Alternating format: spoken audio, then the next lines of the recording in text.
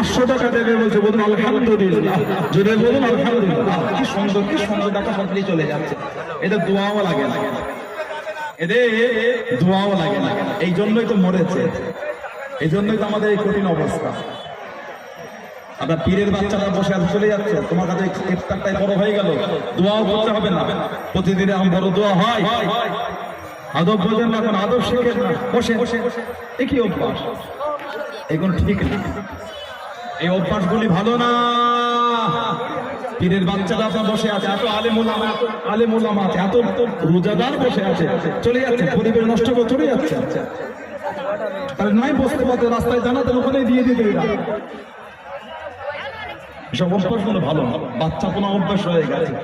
এখন 6 বছর 5 বছর ছেলেদের স্বভাব, 40 বছরের লোকের স্বভাব এটা হলো না। এখন ঠিক বুঝতে, সব দিনকে এক ভাবতেন সবাই।